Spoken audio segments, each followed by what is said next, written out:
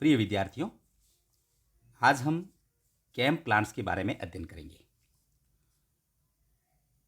Cam plants या जिसे हम कैम के नाम से जानते हैं CAM, इसकी जो फुल फॉर्म है वो है क्रेसुलेशियन एसिड मेटाबॉलिज्म। इसे डार्क CO2 फिक्सेशन के नाम से भी जानते हैं। इसे डार्क CO2 फिक्सेशन क्यों कहते हैं? जब हम पूरी साइकिल का अध्ययन करेंगे, पूरे पाथवे का अध्ययन करेंगे, तब मैं आपको इसके बारे में जानकारी दूंगा। कैम प्लांट है या जिसे हम कैम साइकिल कहते हैं, इसकी खोज दो वैज्ञानिकों ने की थी, ओलेरी एंड रोहिनी। इसका नाम कैम क्यों रखा गया? क्योंकि सर्वप्रथम जिन पौधों में इस साइकिल का, इस मेटाबॉलिज्म का अध्ययन किया गया था, वो सारे के सारे क्रेसुलेसी फैमिली से संबंधित थे। ये एक एंजियोस्पर्म की एक फैमिली है, उससे संबंधित था। तो इसमें अध्ययन करने के कारण इसका नाम कैम रखा गया। मुख्य रूप से एंजियोस्पर्म की 26 फैमिलीज में अब तक इस साइकिल की खोज की जा चुकी है, जिसमें मुख्य रूप से कैक्टेसी, ऑर्किडेसी, लीलियसी, एस्क्लेपियाडेसी और यूफोर्बिएसी।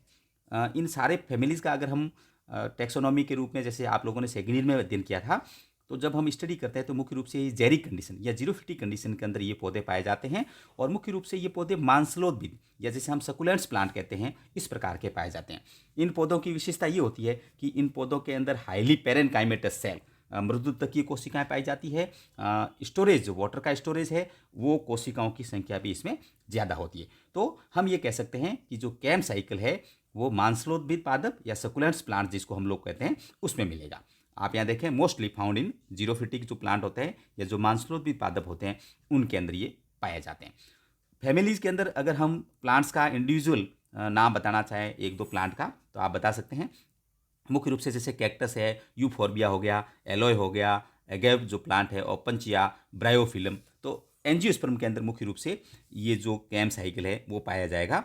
लगभग अभी तक 20,000 स्पीसीज के अंदर एंजियोस्पर्म की ऐसी स्पीसीज है जिसके अंदर कैम साइकिल की खोज या डिस्कवरी की जा चुकी है। मुख्य रूप से एंजियोस्पर्म में है, लेकिन वेल्वेशिया नामक एक जिम्नोस्पर्म भी है, उसमें भी कैम प्लांट है वो पाया जाता है। अब जो कैम प्लांट जिन पौधों के अंदर पाया जाएगा, उनके अंदर एक विशेष प्रकार की अपन ये कह सकते हैं कि स्ट्रक्चरल या फंक्शनल एक्टिविटी पाई जाती है, स्कोटोएक्टिव स्टोमेटा। इसका मतलब ये होता है, एक वर्ड को भी आपको ध्यान रखना है, कि इन पौधों के अंदर जो रंध्र होते हैं या जो स्टोमेटा होते हैं वो रात में खुलते हैं। सामान्यतः हम लोग देखते हैं कि स्टोमेटा दिन के अंदर ओपन होते हैं और नाइट के टाइम में क्लोज हो जाते हैं। लेकिन चूंकि ये जो प्लांट होते हैं ये डेजर्ट के अंदर पाए जाते हैं, ऐसे आवास में पाए जाते हैं जहाँ वाटर की कमी होती है, टेम्परेचर बहुत ज़्यादा होता है, तो ट्रांसपिरेशन या जिसे हम वाष्प उत्सर्जन कहते हैं, उसकी रेट उन पौधों में दिन के अंदर हाई हो जाती है और वाटर की कमी भी हो सकती है उन पौधों में। तो एक विशेष प्रकार का एडेप्टेशन इन पौधों के अंदर पाया जाता है कि स्टोमेटा, ये पौधे दिन के समय स्टोमेटा बंद रखते हैं और रात के समय स्टोमेटा इन पौधों के अंदर खुले रहते हैं। जैसा कि हम लोगों ने ये जो साइकिल है, जब आप इस साइकिल का अध्ययन करोगे तो लगभग इस साइकिल है वो C4 प्लांट के बारे में हम पहले अध्ययन कर चुके हैं। तो जिस प्रकार से C4 साइकिल पाया जाता है उससे लगभग मिलता जुलता है। पेप कार्बोक्सिलेज और रुबिस्को एंजाइम, जैसा कि हम लोगों ने अध्ययन किया था कि पेप कार्बोक्सिलेज जो एंजाइम है वो कार्बन डाइऑक्साइड से अटैच होता है, फिक्स होकर ऑक्सिलो एसिटिक एसिड का निर्माण करता है जो 4 कार्बन का होता है, उसी वजह से उसे C4 प्लांट कहते हैं। रुबिस्को एंजाइम कैल्विन साइकिल का मेन एंजाइम है, इनके बिना शुगर का निर्माण नहीं हो सकता। तो ये दोनों C4 पौधों में भी पाए जाते हैं, इनमें भी पाया जाएगा। लेकिन C4 प्लांट का कैम प्लांट से अंतर पाया जाता है। वो किस प्रकार से अंतर पाया जाता है कि एक वर्ड लिया था हमने, क्रेंज एनाटॉमी। क्रेंज एनाटॉमी का मतलब ये था कि C4 प्लांट के अंदर मीजोफिल सेल और बंडल सीज जो सेल थी, उनके क्लोरोप्लास्ट या हरित लवक के अंदर मॉर्फोलॉजिकल रूप से डिफरेंस से वो उपस्थित था। लेकिन जो कैम्प प्लांट है उनके अंदर क्रेंज एनाटॉमी नहीं पाई जाती। इसका मतलब ये हुआ कि इसकी पर्ण मध्योतक की जो कोशिकाएं होती है या जो सेल्स होती है वो एक समान होती है। और इन पौधों में क्या होगा, accumulation of acid in night and decrease pH. इसमें विशेष रूप से आपको ये ध्यान रखना है कि हम आगे साइकिल का अध्ययन करेंगे, पीएच जो है वो नाइट के समय इन पौधों में कम हो जाएगा और एसिड की मात्रा है वो नाइट के समय इन पौधों में बढ़ जाती है। और अगर दिन के अंदर अपन कंटेंट का अध्ययन करें तो दिन के अंदर जो स्टार्च कंटेंट है, जिसको हम लोग कार्बोहाइड्रेट का एक रूप है, वो स्टार्च है, वो दिन के समय इन पौधों में आपको देखने को मिलेगा बढ़ा हुआ। फिर दूसरी विशेषता, जैसे कि मैंने पहले बताया, इन पौधों का अगर आप अध्ययन करेंगे तो मुख्य रूप से मृदुत्व की कोशिकाएं होती है वो हाईली पैकेड होती है, और रिक्तिकाएं जो होती है वो बड़े आकार की होती हैं। अब हम अध्ययन करेंगे जो कैम साइकिल है वो किस प्रकार से पाया जाएगा। आप ये देखें, इसके अंदर सबसे पहले मैंने ये दिखा रखा है कि जो कार्बन डाइऑक्साइड होती है, अच्छा, यहाँ आप ये ध्यान रखें कि इन पौधों के अंदर जो रिएक्शंस होती है वो नाइट के समय अलग होगी और दिन के समय अलग होगी। चूंकि जैसे मैंने इसका नाम दिया था डार्क CO2 फिक्सेशन, मतलब ये हुआ कि इसमें कार्बन डाइऑक्साइड का जो फिक्सेशन होता है वो रात के समय होता है। तो यहाँ पे आप देखें एक लाइन के द्वारा मैंने इसको अलग कर दिया गया है कि नाइट के अंदर कौन सी रिएक्शन होगी, और नीचे की तरफ जो रिएक्शन है वो दिन के अंदर दिखा रखी है। तो सबसे पहले कार्बन डाइऑक्साइड रात के समय, क्योंकि स्टोमेटा इसमें रात में खुले होंगे, तो स्टोमेटा जब रात को खुले रहते हैं तो CO2 डिफ्यूज होती है मीजोफिल कोशिकाओं में, और मीजोफिल कोशिकाओं में फॉस्फोइनोल पायरुवेट, जिसे हम पैप कहते हैं, वो CO2 के साथ अटैच होकर ऑक्जेलो एसिटिक एसिड का निर्माण करता है, जो कि 4 कार्बन का कंपाउंड होता है। ये अभिक्रिया बिल्कुल C4 साइकिल के जो फर्स्ट स्टेप थी उससे मिलती जुलती है। यहाँ पे जो एंजाइम होता है वो पेप कार्बोक्सिलेज होता है, और इसकी मदद से ये ऑक्जेलो एसिटिक एसिड का निर्माण हो गया। ये ऑक्जेलो एसिटिक एसिड तुरंत मैलिक एसिड में कन्वर्ट हो जाएगा, या NADPH2 की आवश्यकता होती है तो इन्हें रिड्यूस्ड होकर ये मैलिक एसिड में कन्वर्ट हो जाता है। मैलिक एसिड भी 4 कार्बन का कंपाउंड होता है। ये अभिक्रिया किस समय हो रही है? नाइट के समय हो रही है। अब ये जो मैलिक एसिड जो रात में इसका निर्माण हुआ, ये मैलिक एसिड, जैसा कि मैंने पहले बताया कि जो कैम प्लांट्स होते हैं उनके अंदर वैक्यूल बड़े आकार की रिक्तिकाएं होती है, तो इस रिक्तिकाओं के अंदर मैलिक एसिड है यहाँ पे स्टोर हो गया।